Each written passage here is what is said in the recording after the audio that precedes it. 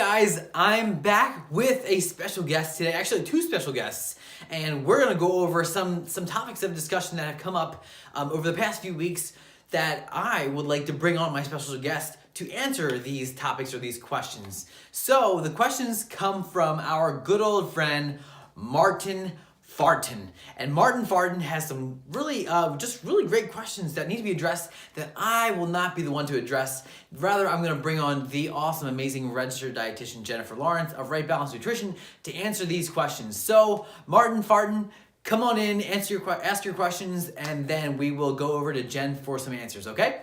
Here we go. Well, hello there, Matt and Jen. Thank you for having me on the show here. So, my first question is, what is intermittent fasting, or just fasting in general? What is that? Can you please answer that question for me, please? What is fasting? Good question. Jen. So intermittent fasting is just a cycle between eating and fasting. It's gained a lot of press lately. There's different types of intermittent fasting. I thought I would highlight three that are the most common. So the first one is an alternate day fast. This is where people will eat a normal diet for about 5 days out of the week, and then for the other 2 days, they might skip breakfast, skip lunch, and have a normal dinner. In some cases, it might be a calorie-restricted dinner, maybe 500 calories or less. The other type of fast is a complete fast. That's where you might eat a normal diet for 6 days out of the week, and then for 1 day, you might fast completely, so nothing to eat all day. And the third type of diet is called time-restrictive eating. This is, I think, the most common one that is mentioned right now on social media and on blog posts and things like that. Time-restricted eating is where you're taking a set amount of hours during the day and you're eating, and then the rest of the time you're fasting. So the two most common types that I see are the 16-8 and the 12-12. So the 16-8 is you're going to fast for 16 hours of the day, and then for the other 8 hours, you're going to try to get all your meals in within that time frame. The 12-12, same exact concept, just different amount of time. So instead, you're going to get all your meals in within 12 hours during the day and have a fast within 12 hours. Oh, interesting. Okay. So, is fasting good for me? The answer kind of depends. So there's been a lot of studies done recently on intermittent fasting and time-restricted eating, and they do show some interesting health benefits. Some of those include improvements in cardiovascular health, such as blood pressure and cholesterol, like triglycerides. Others showed improvement in fasting blood glucose, so it might be beneficial for diabetes, maybe type 2 diabetes. There were some studies that showed improvements in fat loss and weight loss. Others showed changes, positive benefits to GI disorders such as IBS and SIBO. There were also studies that looked at circadian rhythm, which is your body's own natural clock, your sleep-wake cycle, and there were some improvements there. And finally, there were improvements in longevity. Now, keep in mind that a lot of these studies were done on animals, so we don't know if the data transfers over to humans and necessarily is going to have the same effects, but the benefits are interesting nonetheless. And getting back to the question, is it safe and should you do it? Well, that really also depends on your health history. So there's a certain set of individuals that should definitely not engage in fasting. Those are people who have hypoglycemia, specifically people who wake up in the morning and have low blood sugar.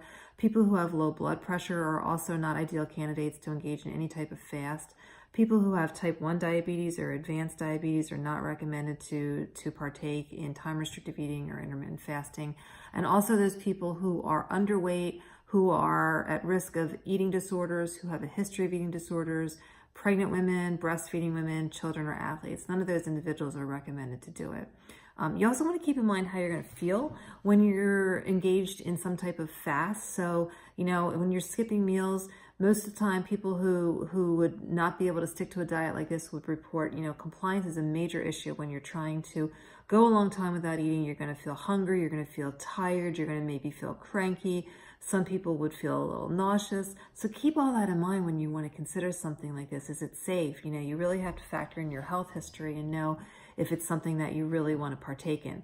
The other thing that you really want to avoid, and I know nobody at Ben on Better would ever do this because you're all so incredibly smart, but this is not an excuse to go crazy with your diet and eat whatever you want during that time period. If you're engaged in, say, maybe a 16-8 type of time-restricted eating or 12-12, it's not a time to say, oh, I'm going to go crazy and eat everything I can within 8 hours because then I'm going to fast for 16. No, don't do that. Do not do that. It's the worst possible thing you could do. You really want to still have a balanced, healthy diet when you engage in this type of activity. It really depends on how you approach it, your health history, your personal health history, and what your goals are. Yeah. Okay, so Jen, final thoughts? If you're going to engage in this type of time-restricted eating or intermittent fast, the one that I think makes the most sense is the 12-12 fast, because it's going to allow you to get in breakfast, lunch, and dinner and all your snacks within a reasonable time period. You're not skipping meals, but you're going to cut yourself off at a reasonable time period at night as well. And I think that maybe for some people, this could be beneficial, especially if you're a person that engages in a lot of late night eating, eating out of boredom, eating out of stress, and you really want to try to curtail some of those unhealthy eating behaviors. Also, if you're maybe eating late at night and getting all your calories in later in the day versus earlier in the day, this might be helpful. And as long as you don't have any of those pre-existing health conditions that I mentioned earlier, you might want to give it a try. See if it helps you to reach your weight loss goals, see if it helps you to reach your nutrition goals, and see if it helps you just feel better all around. So why not give it a shot, and see if it works for you. Jen, thank you for your answers. Guys, if you have any other questions that you'd like to have answered by me or registered dietitian Jennifer Laurence, please comment in this video. Otherwise, I will talk to you guys all again soon. Okay? Bye.